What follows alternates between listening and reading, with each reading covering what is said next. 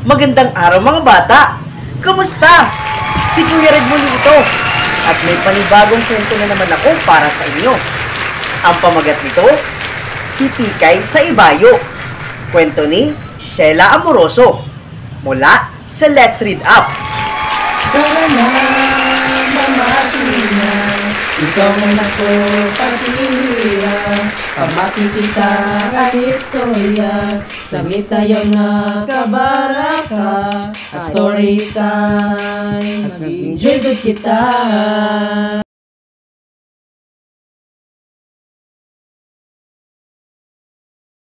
Sa isang malayong baryo sa Iraga, inaalagaan si Tikay ng lolo at lola niya. Wala kasi siyang kasama sa bahay nila dahil abalang-abala ang mga magulang niya. Maganda ang lugar nila. Lahat ng bagay ay natural dahil naroon sila sa kabundukan. May mga kahoy, sapa, isda, malawak na maisan, at prutas at gulay na pinipitas lang sa balisbisan. Di ito mararating kung di ka maglalakad ng 1.5 kilometro. Madulas, pataas pababa, nakakapagod tumawid, lalo na kung baha sa spillway. Marami nang di nakatatawid. Kung minsan, si Tikay ay sinuswerte pa rin. May maaawang magpasakay hanggang sa kabayanan.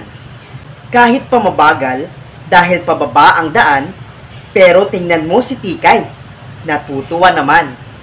Yung malayong lugar ay tinatawag nilang luyo, dahil tatawid sa sapa bago makarating kay lolo. May laging nakalaan para sa kanya na tilapyang prito, nakalagay sa basket, nakabitin sa bubong na gawa sa yero. 4:00 ng hapon, bumisita si tatay sa fish pond. Sumasama si Tikay at magpakain ng ipa. Mga isda, biglang nag-aagawan. Kani-kaniyang kuha, masayang pagmasdan, nakakawala ng problema talaga. Kung oras na ng pagtatanim doon sa palayan, sumasama si Tikay kay nanay doon sa taniman.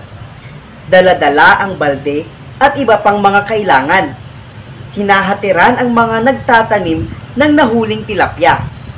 Si Laki na kalabaw ay alaga ni Tata Papo, kasakasama niya sa pag-aararo. Sinasakyan din papuntang Antipolo para mag-ani ng kaniyang mga produkto. 6:00, nakapaghapunan na. Walang ibang maririnig, tipaklong sa sakahan. Tanging libangan ang radyong di baterya, gabi ng lagim, si Matar at ang matod nila. Mahaba ang gabi, maikli ang araw. Isa lang kadilim, isang kurap lang ng mga mata. Takot si Tikay na magpagala-gala dahil kung makasalubong mga aswang na nagbabantay. Isang araw, si Tikay ay nagkalagnat. Walang malapit na ospital, nurse o kaya doktora. Nagpakulo si nanay ng bayabas at damong Maria. Tinapalan ang tiyan ng buyo. Pinahiran ng Vicks. Magaling na. Sa oras na dinadalaw si Tikay ng Lumbay, maraming mga bagay ang kanyang naiisip. Sa mga bintana umupo at tumingin sa malayo, dumadaing sa kalungkutan. Ayaw lang ni Tikay kapag bumibisita kanyang mama at papa na may isda na daladala.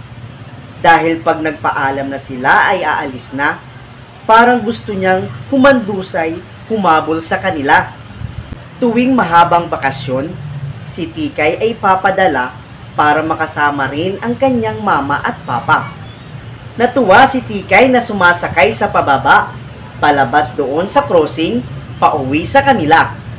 Habang nasa kabayanan, di niya maintindihan bakit mas gusto niyang bumalik doon sa kabundukan. Kung iisipin ay malungkot at nasa kabundukan, mas gusto pa niya roon dahil may katiwasayan. Doon sa kabayanan, marami ang kanyang libangan na di niya mahanap doon sa kabundukan. Computer, internet, telebisyon, hanggang sa iba pang kasangkapan. bahay, kotse, pera senyales ng kaunlaran. Para kasi kay Tikay, mayroon pang mas importante. Oras sa pamilya, pagpapatnubay, pagmamahal na husto. Di maibibigay sa anak kung parehong di na riyan mga magulang na abala sa trabaho palagi. Ngunit sa murang edad, si Tikay ay napanilay. Kung di naman magsikap, matindi ang paghihirap. Dito sa mundo, kung di ka magsasakripisyo at mag-iisip, asahan na walang paroroonan itong buhay mo na hinaharap. At dyan nagtatapos ang ating kwentong Si Tikay sa Ibayo. Mga bata, dapat nating tularan si Tikay. Hindi importante sa kanya ang mga makabagong bagay na meron tayo ngayon. Mas mahalaga pa rin sa kanya ang oras sa pamilya, pagpapatnubay at pagmamahal na husto. Maraming salamat sa inyong pakikinig. Magkita-kita muli tayo sa susunod na linggo. Paalam!